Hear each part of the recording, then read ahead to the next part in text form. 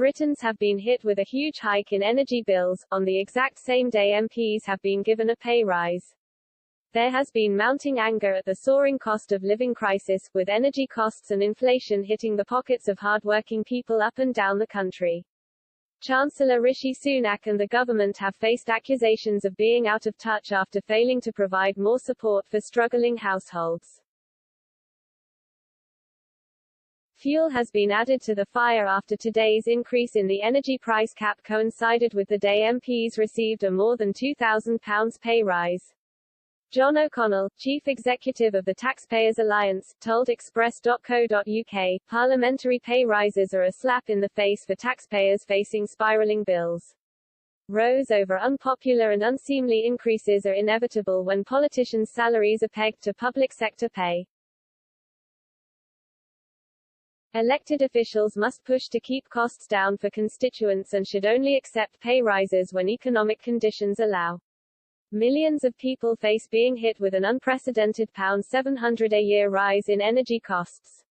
A rise in the energy price cap that came into place from midnight means a household using a typical amount of gas and electricity will now pay £1,971 per year.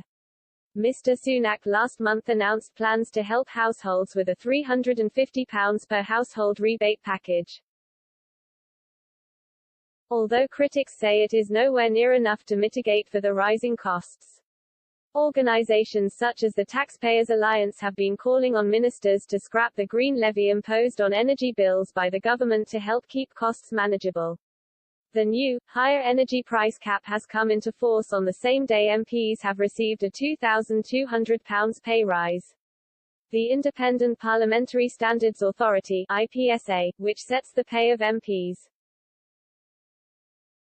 said it was increasing the parliamentarians' pay by 2.7% from £81,932 to £84,144 because of a dramatically increased workload over the past year. Richard Lloyd, IPSA's chair, said, "MPs play a vital role in our democracy and this is reflected in their pay.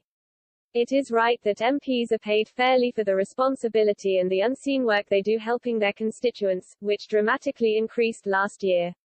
In January, the Prime Minister urged IPSA to show restraint in setting the pay for MPs, hinted salaries should remain as they were. However, Number 10 has suggested Boris Johnson intends to take the increased wage.